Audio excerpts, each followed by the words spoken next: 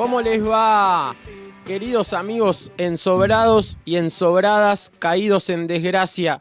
Gente que ya no tiene pauta o que nunca la tuvo. Aquí tenemos un invitado con el que vamos a abordar un sinnúmero de temas y muchos son candentes, son actuales. Es un peronista de ley, un peronista, ya no podemos decir de raza, porque básicamente el Día de la Raza es una cosa mala para este sector sociocultural en el que nos encontramos, pero sin embargo tenemos una posibilidad extraordinaria, porque hasta ahora es el único político que se atrevió a venir a Sin Pauta. Estamos muy contentos de que haya aceptado esta invitación y voy a presentarlo. Él es Juan Manuel Valdés, él es legislador por Unión por la Patria en la ciudad de Buenos Aires. Vamos a hablar un poquito sobre eso. También es licenciado en letras, entiendo, y casi seguramente por la Facultad de Filosofía y Letras de la UBA, que en este momento está, como otras facultades, atravesando un conflicto significativo, y además preside el Instituto de Formación Política del Partido Justicialista de la Ciudad de Buenos Aires, además de ser, y creo que quizás hoy en día eso es lo más importante, un militante político. Así que con esta presentación vamos sin más a preguntarte, ¿cómo te sentís hoy, Juan Manuel? Bueno, primero que nada, gracias Lucas por la invitación y por la presentación extensa de mi biografía, por lo menos de los últimos 40 años, a pesar de que tengo 37. Bueno, bien, me siento bien, salvo por la voz, en todo lo demás me siento pleno. Estamos en un momento interesante. Siempre la Argentina te da un momento interesante. Esa es la verdad, ¿para qué vamos a mentir? En cualquier caso, también es un momento interesante en términos de definiciones en lo que puede llegar a ser el liderazgo del peronismo.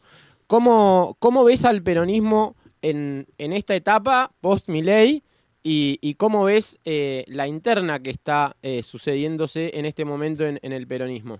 Bueno, el peronismo está atravesando como la Argentina. El peronismo en general es un espejo de la Argentina. Una crisis enorme. La crisis dirigencial más importante después del 2001, sin lugar a dudas. O sea, el triunfo de Milei es un 2001 por los votos, ¿no? La otra vez fue un levantamiento, fue una sublevación, y en este caso es un 2001 más civilizado, pero básicamente votar a una persona como Javier Milei implica un nivel de bronca y de rechazo hacia la política muy grande, y yo creo que en Argentina cuando se rechaza la política, en realidad se está rechazando un sistema que incluye también la dirigencia económica, empresarial, sindical, social. Creo que no es una implosión solo de la política. Y creo que la Argentina está atravesando una crisis muy grande y el peronismo, como espejo de la Argentina que es, también. Y pienso que esta elección del Partido Justicialista, para no esquivarle el bulto, implica una reorganización que creo que es necesaria, que es lógico que la encabece la dirigente política más importante que tiene el peronismo y que dado los últimos, desde el fallecimiento de Perón no había una dirigente política más importante que Cristina Fernández de Kirchner. Ahora, creo que eso no reemplaza o no sustituye o no obstruye el proceso de renovación que es urgente, inminente, impostergable en toda la dirigencia política y también particularmente en el peronismo. Creo que tiene que haber un mandato de Cristina como presidenta del partido, pero a su vez tiene que haber un fuerte proceso de renovación interna de las candidaturas, de las figuras públicas que vamos a presentar de cara a las elecciones de medio término el año que viene, y fundamentalmente que el peronismo sea una ala más de un movimiento popular mucho más grande, que es el que derrota a Milei en el 27. Y creo que eso no se resuelve solamente con la cuestión institucional de las autoridades del Partido Justicialista. Y digamos, ¿por qué vos tomás la decisión? Digo, vos no sos de la Cámpora. No. Pero tomás la decisión de apoyar a Cristina en esta interna. Sí.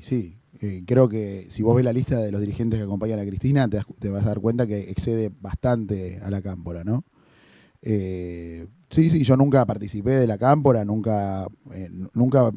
soy, por ejemplo, como Tavis, que fue de la cámpora y ahora vuelve a la lista. No. Yo nunca participé de la cámpora, pero siempre reconocí en Cristina la líder más importante que tiene nuestro movimiento. Pienso que igualmente, y te vuelvo a decir, es imprescindible que vayamos a un proceso de renovación, donde hay algunos dirigentes que ya están en actividad, que ya tienen mandato, como Axel, que son fundamentales para ese proceso. Y no solo como Axel, el propio Quintela me parece que es un dirigente valioso. Creo que los gobernadores que tenemos, que lamentablemente han quedado muy poquitos, hay que recordar, para tomar dimensión de la crisis que estamos hablando, que el año pasado Unión por la Patria, lo que hoy se llama Unión por la Patria, tenía 16 gobernadores.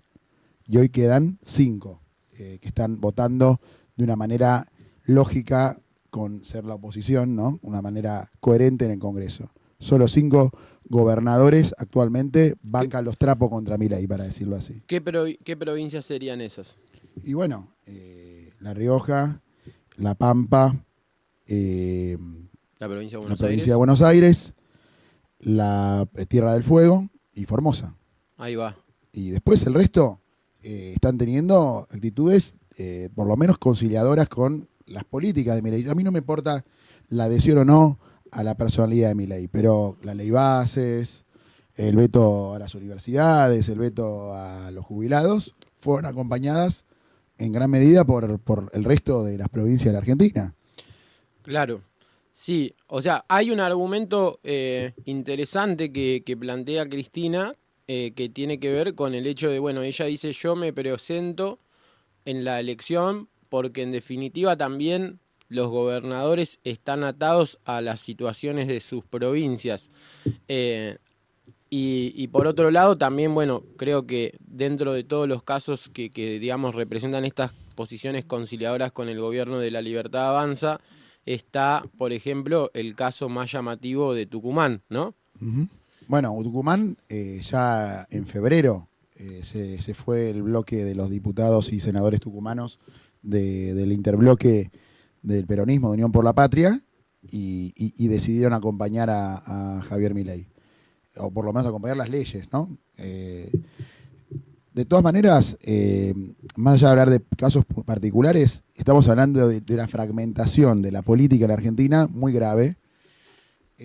Yo creo que las primeras señales de eso se dio con el desdoblamiento de todas las elecciones del año pasado por parte de muchos gobiernos provinciales que, en definitiva, ni favorecieron la reelección de los gobernadores peronistas de esas provincias, porque se perdieron, te repito, de 16 provincias solamente nos quedan 5 hoy en este espacio, pero digo, se perdieron muchísimas provincias, ¿no? Se perdió San Juan, se perdió Chaco, se perdieron muchas provincias que gobernaba el peronismo. Ni esos gobernadores pudieron reelegir, ni tampoco aportarle a Sergio Massa la totalidad de los votos que los acompañaban a nivel provincial, con lo cual se perjudicó el proyecto nacional en su conjunto. Y a esa fragmentación se le agrega la fragmentación parlamentaria, lo que estamos viendo hoy de que cada provincia negocia por la parte. Esto no es para hablar mal de nadie, sino te estamos describiendo una lógica, ¿no? Sí, es un sistema que funciona así. Y esto lo hablamos mucho con un amigo en común, que es Facundo Cruz. El sistema de boleta única pone en riesgo seriamente el sistema de partidos políticos en la Argentina. Te diría que casi al borde de la disolución. Parece un poco el sistema que adoptan en Brasil, todavía no tan perverso porque no es que se puede cruzar los votos de lista a lista, pero sí que solamente vendría a ser un poco la dictadura de las personalidades populares en cada categoría, ¿no? Es un sistema que no te permite votar por un partido, no te permite directamente, es como antipartidario, porque uno vota a las personas que encabezan cada uno de los cuerpos, o sea, va a votar uno para senador, otro para diputado, otro para legislador, y todo tiene que ir desdoblado. Bueno, eso no le da más protagonismo a la ciudadanía, es al revés. Eso le da más protagonismo a las figuras individuales y hace que la ciudadanía tenga que sobreesforzarse para entender una especie de casi voto calificado, donde si vos no le conocés el nombre a cada uno de los que está votando, no tenés derecho a votar, porque lo más probable es que termine votando en blanco sin saberlo. Y además tampoco combate el fraude, porque la autoridad de mesa, el presidente o quien esté ahí, con una lapicera, puede llenar el casillero que vos dejaste vacío y es muy difícil de peritar si eso pasó así.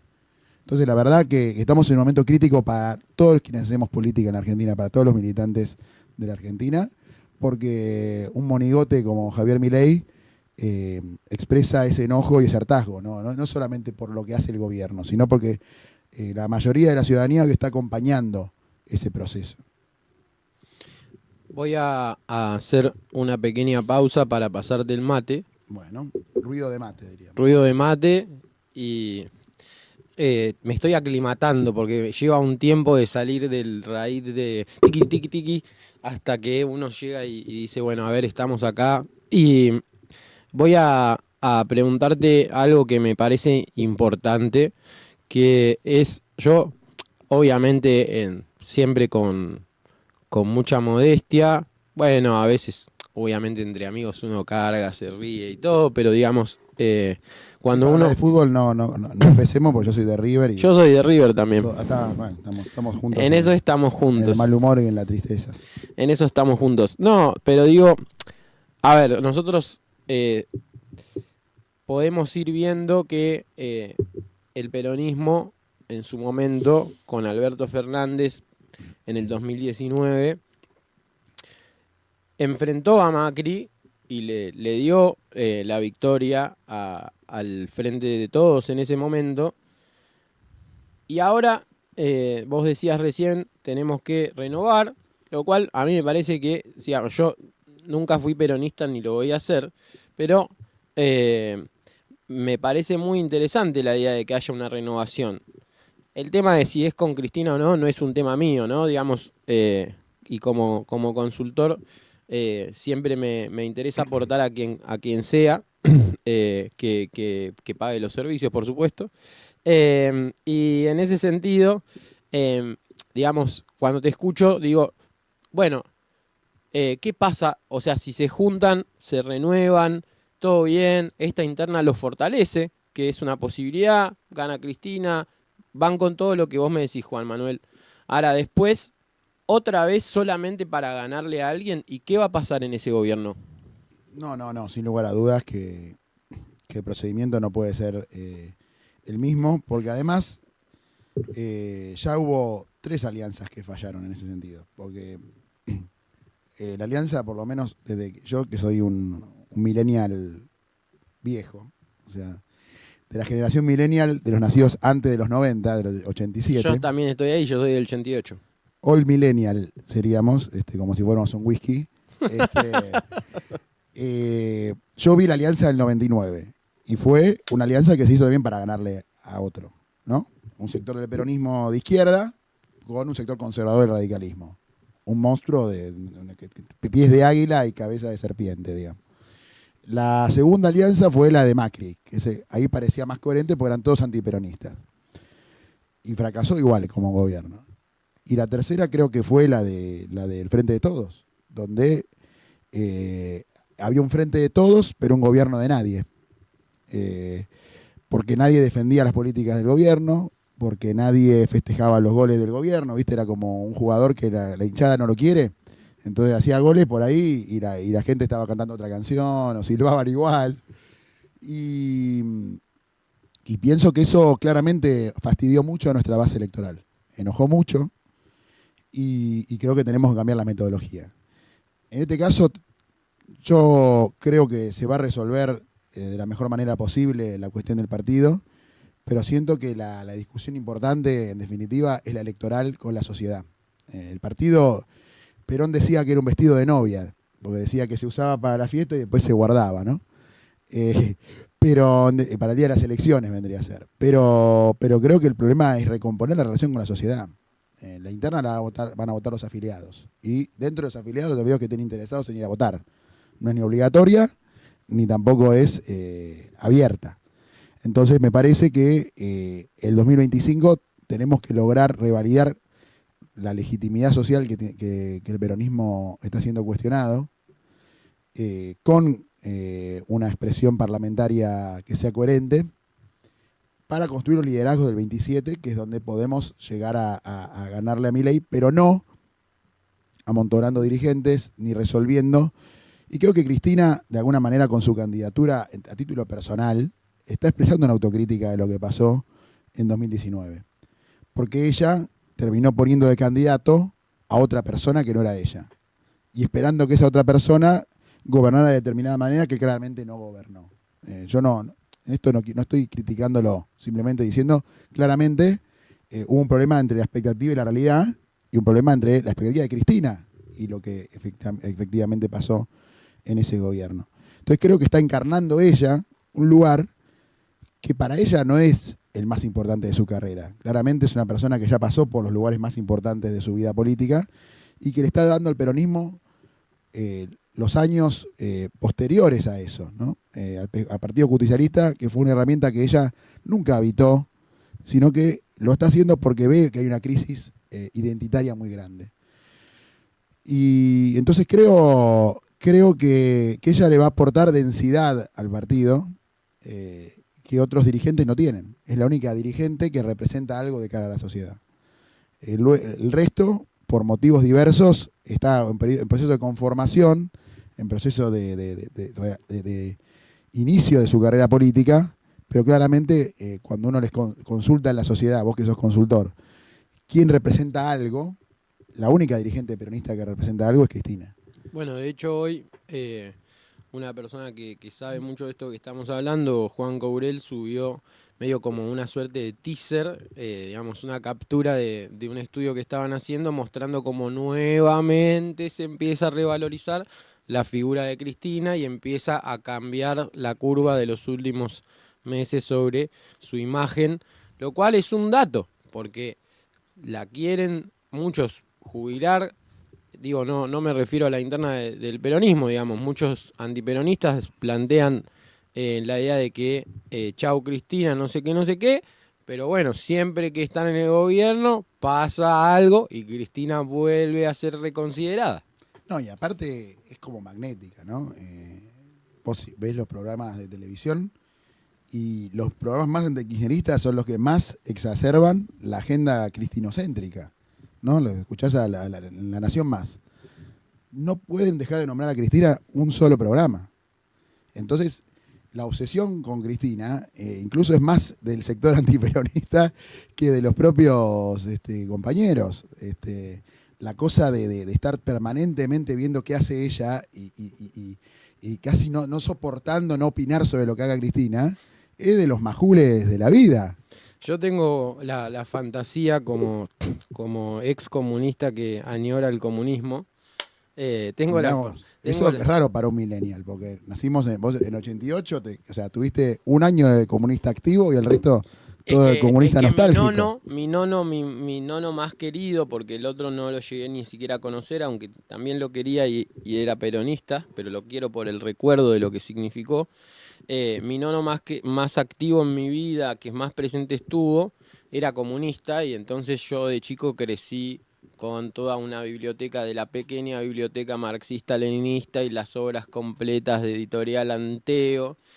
Y bueno, cuando a veces veo que tanto que hablan del comunismo, y nadie es comunista en realidad hoy, digo, che, capaz lo reviven. O sea, y así como vos me estás diciendo, no, mirá, hablan de Cristina y la terminan haciendo subir de nuevo al ring, me pregunto si pasará lo mismo.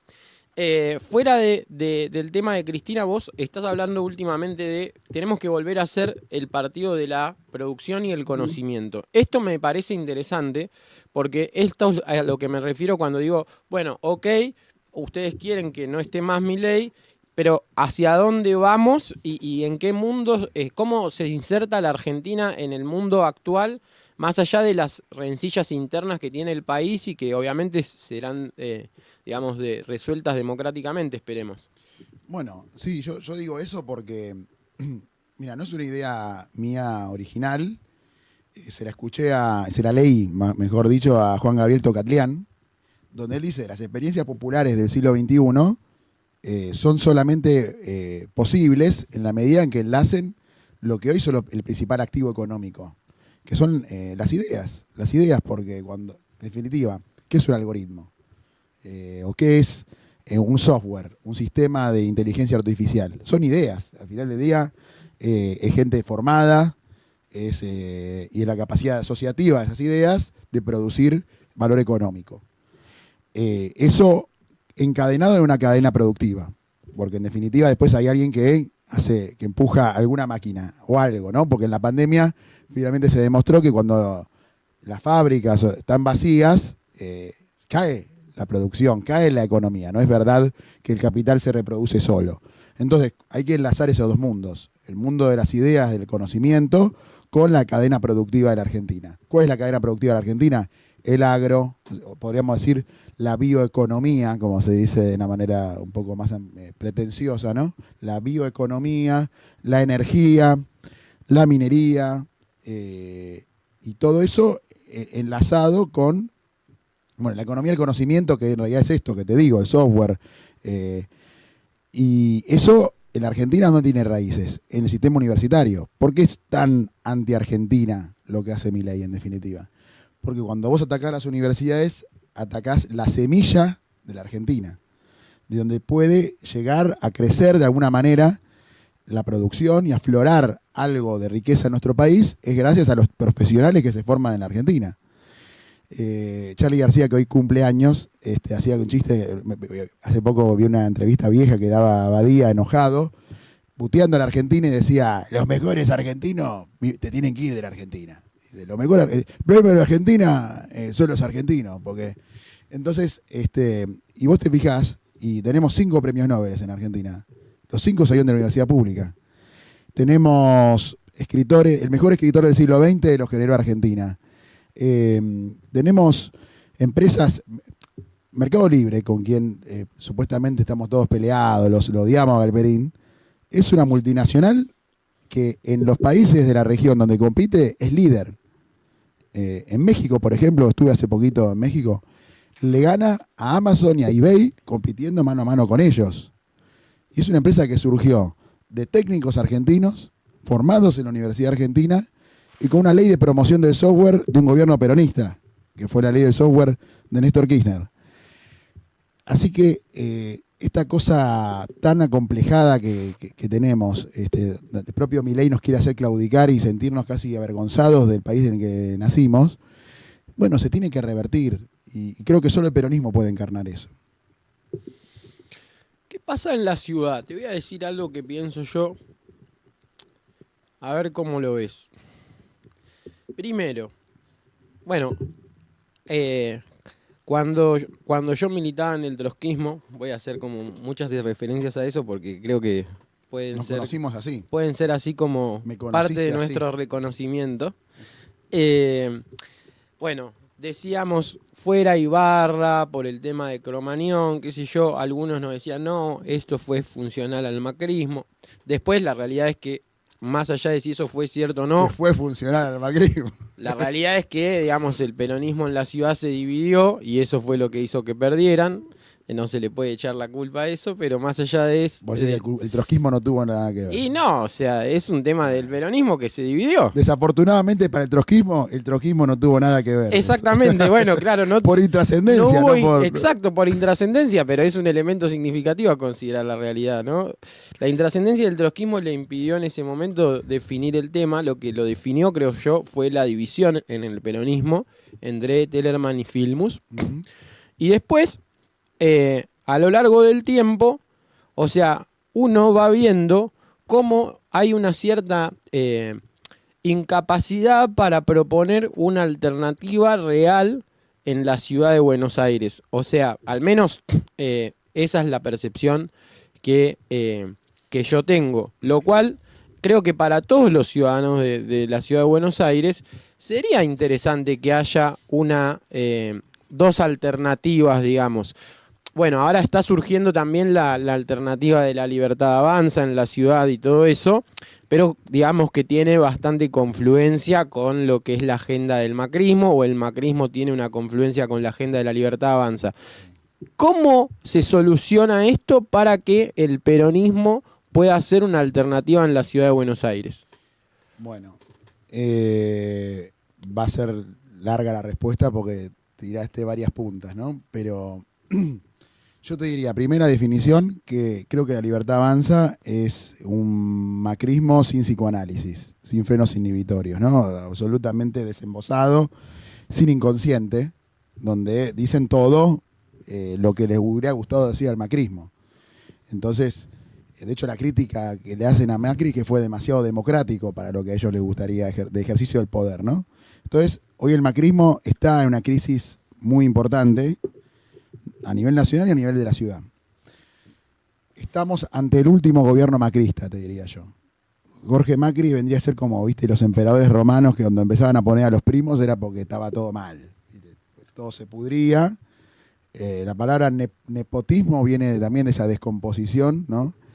Me causaba gracia porque hoy venían a exponer en la legislatura y había un programa de combate al nepotismo en la administración pública de parte del gobierno de Jorge Macri. Parece un chiste, un meme que se escribe solo. Pero volviendo al peronismo, o sea, yo creo que ellos están en una crisis muy grande. Y que eso nos da una oportunidad. ¿Cómo se grafica esto que te digo? Hoy en la legislatura el bloque más grande es el del peronismo. Algo completamente contraintuitivo. Hoy dirías, no, el peronismo que está en una crisis total, que a nivel nacional lo quieren tapar con diarios, ¿cómo en la legislatura de la Ciudad de Buenos Aires va a ser el bloque más grande? Hay un solo secreto, que no nos dividimos, y todos los demás sí. Nosotros somos 18 legisladores y legisladoras que votamos coherentemente y que además seguimos unidos. Claro, porque además, te dejo tomar mate y agrego algo, La Libertad Avanza está dividida entre un bloque de 3 que serían como el Javo Carinismo y después estaría como el Ramiro Marrismo. Te digo algo peor, La Libertad Avanza está dividido en 4. Ah, ¿cómo es eso? Contame. En 4. Tienen un bloque que es el de Karina Milei, que preside Pilar Ramírez. Un bloque que preside Ramiro Marra, que son, digamos, mileístas no reconocidos por Karina. El bloque anti-K, podríamos decir, pues son anti-Karina, no por anti-kirchneristas. Ese es el segundo bloque. Hay un bloque que surgió la semana pasada, que es el bloque del MID, del partido de Oscar Sago. Que sería Sago, como que era el presidente de bloque de diputados de Milei. Ahí va, sí. Bueno, tiene 2 legisladores que armaron su propio bloque ahora. Ahí va. Y hay un cuarto bloque de mileístas tapados, que son de Patricia Bullrich, pero que integran el bloque de Jorge Macri en realidad. O sea, son como macristas fantasmas, porque ya no votan como Jorge Macri, solo participan del bloque y será de alguna parte del organigrama del Ejecutivo también deben seguir participando, porque siguen en ese bloque, pero le responden a Bullrich. O sea, sería como una versión entrista. Claro. Claro, sí, sí. Bueno, indefinido, porque por lo menos en la provincia el bloque de Bullrich armó una cosa aparte. Acá siguen supuestamente Juntos por el Cambio, pero son libertarios. A ver, son libertarios. La identidad libertaria apareció hace 2 minutos y es como, viste, lo último que venden en los kioscos. Cualquiera lo puede comprar. Pero entonces están divididos en 4 ellos. Y eso el año que viene hay que ver cómo se presenta elecciones. Y eso le come mucho voto al macrismo. Ahora, que se caiga el macrismo no quiere decir que suba el peronismo. Yo pienso que hay que construir una alianza mucho más grande que esa. Pero creo que si nosotros seguimos unidos y si somos el bloque más grande, algo bien estaremos haciendo. Por lo menos para estar en ese lugar de expectativa que tenemos. Y eso, digo, hay una muy buena convivencia entre el peronismo de la ciudad, el Partido Justicialista, te diría como nombres de dirigentes, ¿no? Juan Manuel Olmos, Mariano Recalde. Por otra parte está el espacio que representa Ofelia Fernández, digamos, que tiene una legisladora también, que tiene un diputado nacional que es Itay, digamos.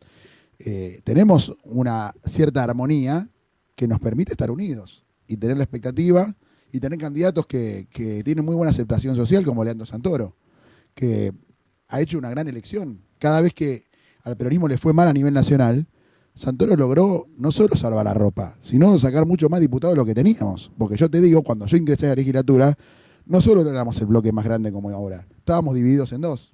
Teníamos 2 bloques, éramos 12 legisladores divididos en 2 bloques. Uno de 8 y otro de 4, ponele. Y hoy estamos unidos y somos los más grandes. Se ha hecho las cosas bastante bien para la adversidad general, para la malaria general que estamos, ¿no? Digo, todo comparativo. Y yo trabajo bastante con Leandro, creo que está haciendo un enorme trabajo, que cuando toda la política se está hablando a sí misma, él está saliendo a recorrer cada barrio, se propuso recorrer los más de 80 barrios de la ciudad de Buenos Aires hasta fin de año, o sea, solamente en estos 2 meses.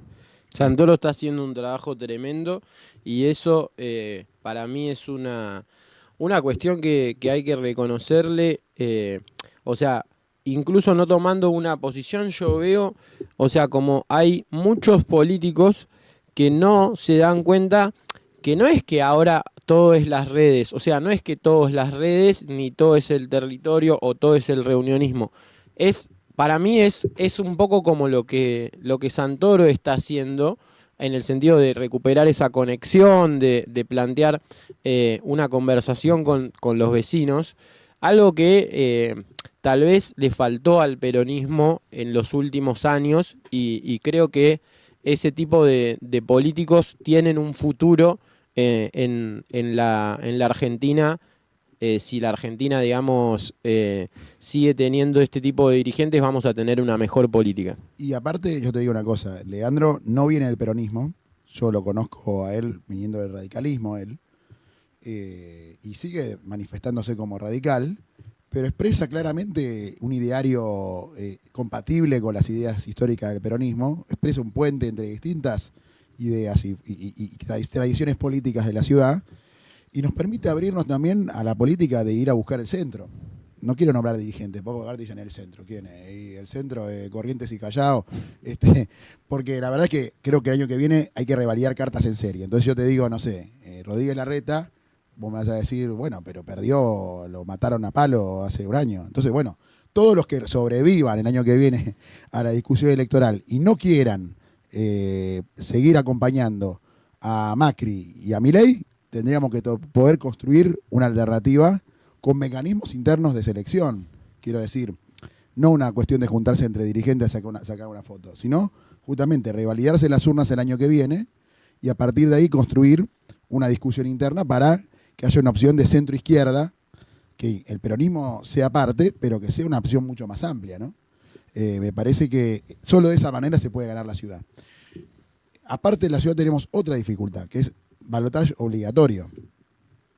Yo le quiero decir una cosa a la audiencia, que como dice una audiencia muy calificada, informada, porque te consume a vos. Salvo, tenemos nuestra audiencia de TikTok y de YouTube Shorts, que esos son los distópicos. Porque, o sea, obviamente uno sabe que de repente algo en YouTube Shorts o algo en TikTok puede hacer una vuelta inesperada. A mí me encanta meterme a los comentarios ahí a responderle a cada uno porque es muy divertido y es un público totalmente diferente del que hay en Instagram. El balotaje es gorila. Tengo esa primera definición para dar. ¿Por qué? No, pero explícamelo. Porque el balotaje... Primero, porque el balotaje fue propuesto las 2 veces que se implementó en la Argentina. Viste, parecemos todos Facundo Cruz, acá estamos hablando de análisis político. No, las 2 veces fue una con la NUCE para tratar de trabar la vuelta de Perón al poder, y otra fue a instancias de Alfonsín en el 94 para tratar de obstruir que Menem fuera reelecto o que el peronismo tuviera chances en las sucesivas elecciones. Y fíjate que las 2 veces que hubo balotaje en la política argentina, las 2 veces triunfó el antiperonismo. El peronismo es la primera minoría de la Argentina, pero no necesariamente es la mayoría. Es verdad que el antiperonismo es más convocante que el peronismo, en términos, si vos lo tenés que agregar a todos. Y eso es lo que causa el balotaje. Que si el peronismo ganó en primera vuelta, después se junten todos los monstruos todos a ganarle en la segunda. Por lo tanto, el peronismo, fíjate que Alberto logra ganar en primera vuelta, y eso creo que es la llave para por qué Cristina eligió una fórmula tan contundente para ir a esa elección, porque necesitaba ganar en primera vuelta, porque sabía que en un balotaje iba a ser más difícil. Y fíjate cómo Massa, en lo que te decía antes, por 3 puntos no ganó en primera vuelta en el 23. Los gobernadores que desdoblaron terminaron haciendo que Massa se quedara a 3 puntos de ganar en primera vuelta y que Milei pudiera pasar a la segunda. Entonces, en la ciudad de Buenos Aires hay balotaje automático. A diferencia de lo que pasa en Nación, que tenés la posibilidad de ganar por el 40+1 o con el 45, si vos no llegás al 50, sí o sí tenés que ir al balotaje. Y eso se hizo porque es un distrito cuya dirigencia tenía una concepción antiperonista del poder desde el principio. Y eso le permitió al macrismo llegar, porque si vos sumabas el voto de Filmus y de Tellerman en el 2007, hubieras ganado en primera vuelta. Y sin embargo, Macri logró ganar, a pesar de no haber llegado a ganar en primera, gana por el balotaje. Y cada vez que llegaron ellos, que llegaron con el balotaje. Entonces, tenés que armar una alternativa mucho más amplia que la del solo del peronismo, y mucho más si estás en un distrito como la ciudad, donde ni siquiera sos primera minoría. Porque el peronismo ha salido segundo cada vez que las últimas veces, ¿no? Entonces, es mucho mayor el esfuerzo que tenés que hacer de ampliación. Y tenés que ser amplio en serio. Eso no quiere decir renegar de que uno es nacional y popular. Eso quiere decir tener inteligencia y una estrategia coherente con el objetivo de ganar y no con el objetivo de ser amigo de tus amigos, nada más. Entiendo. Tengo una disidencia conceptual en algo, pero bueno, yo no hago política, así que tampoco importa tanto. Tampoco importa tanto. Hoy estamos en la era de los consultores. Hoy el tipo con más poder de la Argentina es un consultor. Nah, bueno, pero yo creo que ya no es un consultor. Hoy la agrupación más grande es la Santiago Caputo. Es verdad. Y ustedes votas ahí, hay un montón que están ahí. Qué gracioso. Pero sí, es verdad que hay algo, ¿no? O sea, que creo tiene que ver con el hecho de que, en definitiva, algunos... Bueno, no pasó, retomando esto que estás diciendo, no pasó solo en la Argentina. Por ejemplo, también en Colombia, y de paso voy spoileando una próxima conversación que vamos a tener con Ángel Becasino, que fue el consultor que trabajó para Rodolfo Hernández en el balotaje contra Petro, y antes de eso había trabajado 1 o 2 veces para Petro. Mirá. Es un argentino, como siempre los argentinos exportando mucho capital humano, no solo entrenadores de fútbol para los demás países, sino que además, en este caso, Rodolfo Hernández estaba tan solo, era al nivel público, digamos, como no mostraba tanto un aparato, que en paz descanse creo, porque creo que ya Rodolfo Hernández feneció, pero Ángel Becasino tuvo que salir a dar notas en un fenómeno totalmente atípico, porque ya todos hablaban de quién estaba con Rodolfo Hernández, que tenía tan buena estrategia.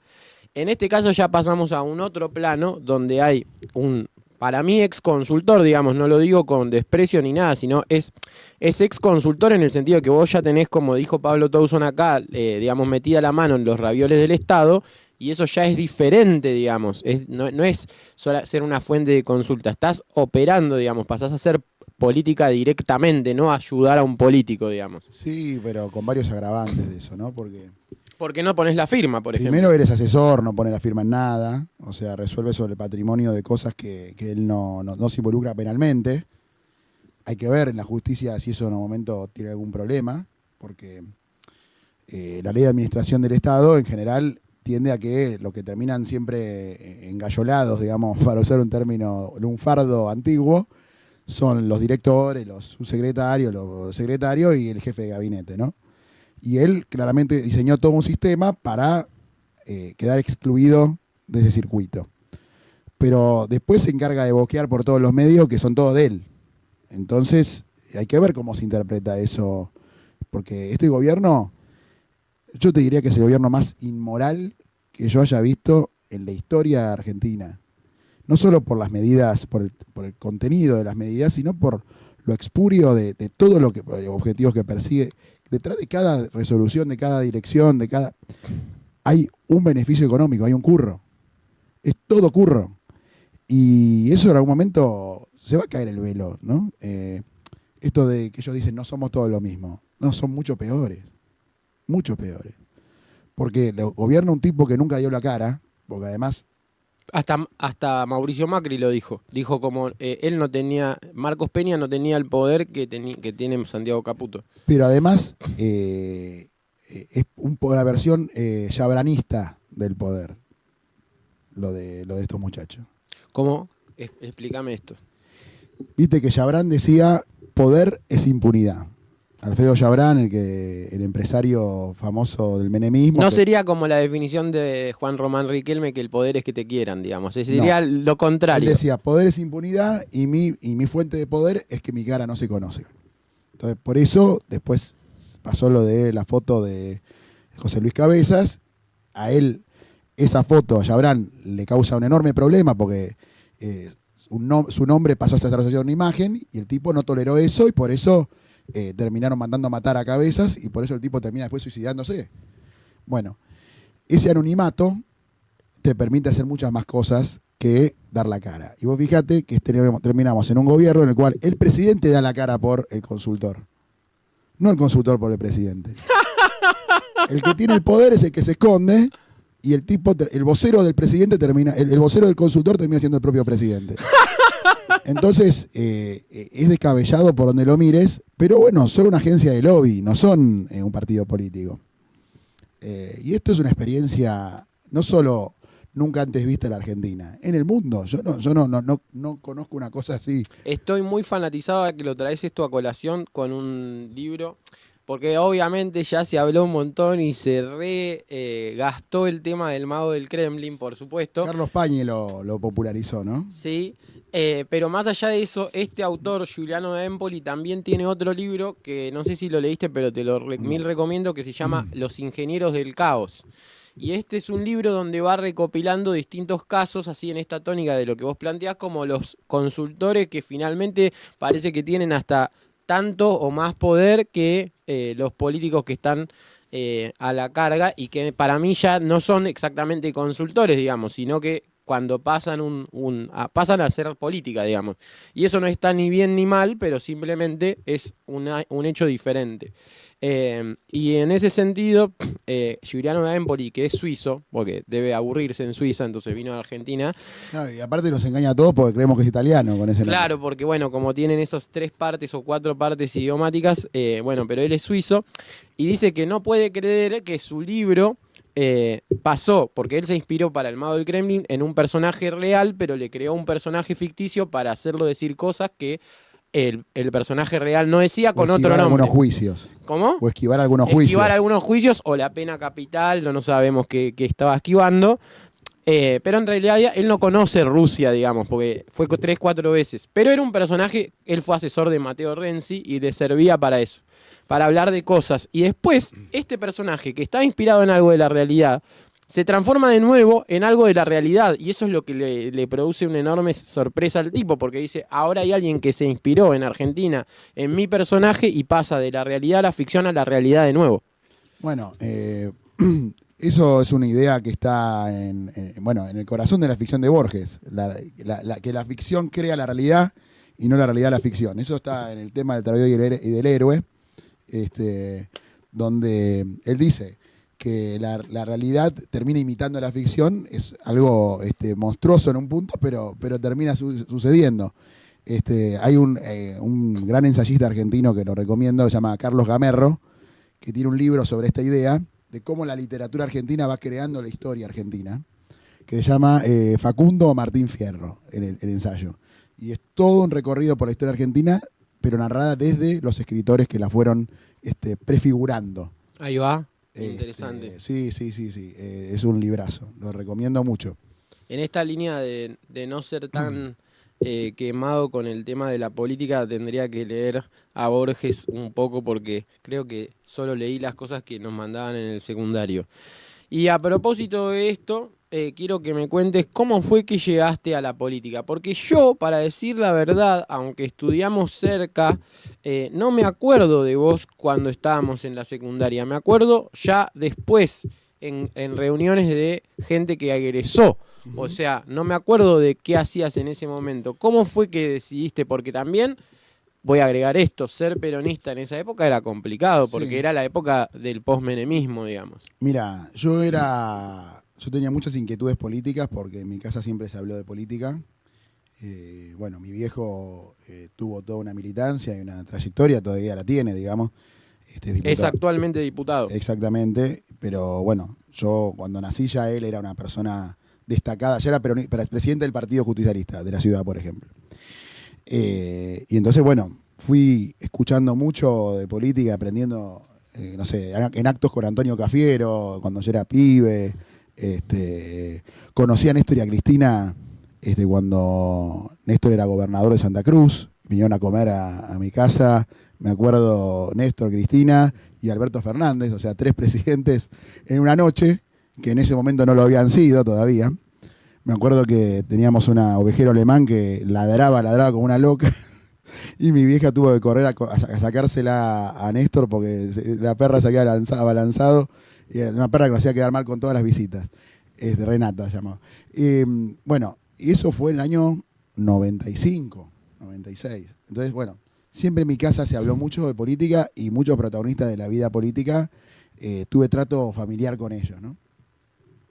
Y en el secundario, si bien yo no estaba en ninguna de las agrupaciones, aparte ninguna era explícitamente peronista, entonces yo no me sentí interpelado por ninguna en particular. No hiciste entrismo, digamos. No. Todas me parecía que hablaban en un lenguaje que no era, que no me era familiar, ¿viste? Una cosa medio instintiva, no es que era que yo tenía una ideología tan formada, pero sí tenía una sensibilidad peronista, si querés. Y un lenguaje medio aparatoso para lo que era en ese momento la izquierda independiente y un montón de cosas que eran re cool. Pero yo no me sentía parte de eso, porque yo había visto unidades básicas. Bueno, en eso centro de coincidimos. jubilados, señoras con rodete, ¿viste? No era la política que yo conocía. En eso coincidimos, ninguno fue de la izquierda independiente. No. Sí fui delegado de mi curso los 5 años que fui estudiante del Buenos Aires, digamos, de nuestro colegio, de el colegio. Fui delegado, o sea que era una especie de militante de base. Y conocí todas las agrupaciones que en ese momento estaban. Y fui adherente de una, sobre más al final de mi cursada, que llamaba EXE, Estudiantes por Estudiantes, por los estudiantes. Re gorila el término, ¿no? Porque estudiantes por los estudiantes, ¿qué quiere decir? Que por nadie más, vos solo, ¿no? Pero yo fui adherente, y no eran gorila los pibes, pero bueno, el nombre era un poquito, era como la independencia ante todo, ¿no? Ningún partido que nos venga a joder, nadie que no. Y yo nunca integré la agrupación, pero sí era delegado y votaba en general con la conducción del centro. Y después entré al peronismo, pero más por izquierda. Gobernaba Néstor. Yo, en ese momento mi viejo integra el gobierno de Néstor, o sea que yo tengo una primera versión de lo que pasaba ahí. Pero empiezo a militar partidariamente, no en el PJ, no en el kirchnerismo, sino con alguien que creo que fue un maestro muy importante para mí, que fue Pino Solanas. Ahí es donde yo me empiezo a acordar, digamos, como tengo el recuerdo de vos en torno a Proyecto Sur. Claro, yo tenía una mirada bastante positiva de lo que había hecho Néstor, pero creía que nos faltaba una mirada más estratégica en cuanto a recuperación de empresas del Estado, en cuanto a la reivindicación histórica del petróleo, de los ferrocarriles. Tenía una mirada, la sigo teniendo, y creía que mi aporte tenía que estar desde ahí. Y fui fiscal de Proyecto Sur en la primera elección de 2007 con Pino Solanas, y después fui su CM, entre comillas, porque la profesión no existía en ese momento. O sea, fui consultor. ¡Tremendo capo! Fui consultor. Agencia, son cosas diferentes. No, fui CM porque creamos un eslogan para él, creamos en una reunión de militantes donde yo estaba, que se llamaba Pino se planta. Ahí va. Y era un eslogan que repetíamos por todos lados, y él fue el candidato a diputado nacional en 2009, y yo lo acompañé ahí, haciéndole Twitter, Facebook. Qué grande. Y un blog que se llamaba Pino se planta. Entonces, y a partir de ahí empezamos a construir la juventud de ese espacio, y teníamos protagonismo en muchas facultades, que ponías la boleta con la cabeza, con la cara de Pino, y aún sin haber pisado la facultad, y sacabas una parva de votos. Entonces esa fue mi primera experiencia de militancia más partidaria, si querés. Pero bueno, pasaron las cosas, ¿no? El conflicto del campo fue un parteaguas, la ley de medios también, y la muerte de Néstor era cantado que iba a torcer todo, que un espacio que quisiera no integrarse al campo popular, digamos, a la expresión partidaria y política del campo popular, que era el kirchnerismo, evidentemente, no tenía razón de ser. Entonces, muchos que habíamos acompañado esa experiencia con Pino, ya en el 2009, al final del 2009 estábamos bastante en crisis porque sentíamos que el kirchnerismo había tomado todas las banderas de lo que nosotros proponíamos. Y bueno, y en ese momento Pino y los que estaban más cerca a él no lo entendieron y se opusieron de una manera, a mi juicio, equivocada. Bueno, en términos electorales se fue mostrando que era así. Y yo armé una agrupación, me fui del espacio y armé una agrupación dentro de lo que en ese momento llamó Unidos y Organizados, que era el núcleo que acompañaba a Cristina, que se llamó la Scalabrini. Y que era una manera, o la Scalabrini Ortiz o la Scalabrini, de tomar las banderas, digamos, históricas de las causas de los ferrocarriles, los recursos estratégicos de la Argentina, pero dentro, sí, de reconocer la conducción de Cristina. Y bueno, nos afiliamos al PJ y fuimos, de alguna manera, uno de los espacios que fue construyendo el kirchnerismo en la Ciudad de Buenos Aires y a nivel nacional. Así que, y me tocó a partir del 2017, ya mucho tiempo después, ser candidato a legislador por en ese momento Unidad Ciudadana, Unidad Porteña le habíamos llamado acá, y terminé ingresando por una cuestión del escrutinio y demás en el 2019, con medio mandato, cuando Gobierno Recalde asume como senador, renuncia, y yo entro a la legislatura. Digamos, ahí te hice un resumen muy sucinto, para no sobrecargarnos. No, me parece súper interesante. O sea, es la parte que más me gusta, porque lo que más me gusta es como conocer y escuchar a la gente que cuente sus trayectorias. Y por un lado, bueno, ya nos quedamos sin agua. Una de las cosas que me deja pensando todo lo que decís es, si yo fuera libertario y te veo a vos, digo, pero este hombre es la casta. Bueno, mirá, yo creo que es un término que está muy en boga, obviamente. Creo que la dirigencia, lo dije al principio, ¿no? Está en una crisis tremenda, por eso la palabra casta prende, porque está claro que cuando vos administrás un país durante tantos años y los resultados son negativos, que la dirigencia se desprestigia, digamos, le pasa a todos los países, digamos, no es una cuestión original de la Argentina. Entonces, la Argentina, en términos estructurales, hace más de 10 años que no crece y que todos sus indicadores sociales se deterioran. Entonces, es lógico que la ciudadanía esté enojada. Lo que es llamativo es que la primera vez que el enojo ciudadano, en lugar de ir hacia la izquierda, digamos, que es la que generalmente cree en esto de agudizar las contradicciones, lo digo en la terminología que te es familiar, lo canaliza hacia un sector más retrógrado y más reaccionario. Eso es llamativo, ¿no? Este término de Pablo Stefanoni de que la rebeldía se volvió de derecha, es algo de esta época, no es algo anterior. ¿Y cómo se hace? Y con esto quiero que... Pero digo, yo me autopercibo parte de la dirigencia política, no reniego de eso. Creo que es con mejor política que salimos adelante.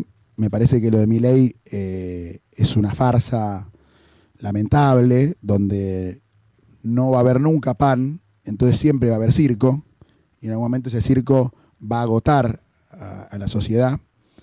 El circo de la Yuyito González, el circo ¿viste? Del Posperros, es como que eso es una galera que van sacando todo el tiempo conejos, y en algún momento la gente se da cuenta de que es un truco que se repite sin demasiado sentido, que es puro presente. Es un gobierno que no reconoce el pasado porque se presentan como lo nuevo, sin historia, y tampoco tiene proyección al futuro porque básicamente están rifando todo lo que la Argentina puede ofrecer. Entonces, en un momento la gente se va a agotar de ese presente porque es un presente donde cada día estamos peor que el día anterior. Y creo que nuestra tarea es renovar la dirigencia política para mostrar que otro país es posible. Y soy un convencido de eso y no me voy a rendir en eso, aunque me digan casta, me digan lo que se le cante. La verdad es que ellos son la peor casta, que es la casta del siglo XIX, volver a una Argentina sin derechos para nadie. ¿Cómo sería, y con esto quiero que me des como tu mensaje final, cómo sería, teniendo en cuenta esto que decís, Juanma, el tema de recuperar el prestigio del servicio público. Es decir, si yo soy un pibe o una piba que de repente dice, che, pero, no sé, el gobierno de la ciudad, al final y al cabo, hace lo que quiere, ni bien ni mal. Está haciendo lo que le parece, no lo tengo ni opinión en contra ni a favor. ¿Por qué no eliminar, por ejemplo, la legislatura de la Ciudad de Buenos Aires, gastar menos plata en eso? ¿Qué aporta que exista, por ejemplo, un legislador como vos, bueno, como en su momento Felia, etcétera? ¿Qué es lo que, por qué vale la pena que paguemos con la nuestra para que existan estos legisladores? Bueno, te puedo contar, no es para hacer autorreferencia, pero lo poco que pude hacer en estos años en la legislatura. Siendo minoría absoluta y con una legislatura que era una escribanía, hoy ya no lo es, por lo que te conté de que ya el PRO está muy, muy fragmentado, logramos, por ejemplo, voltear muchos curros del gobierno de la ciudad de aquel entonces, con cosas que no eran tal vez las banderas del peronismo, pero sí que eran banderas ciudadanas. Por ejemplo, volteamos el curro de las grúas. Y eso lo hice yo.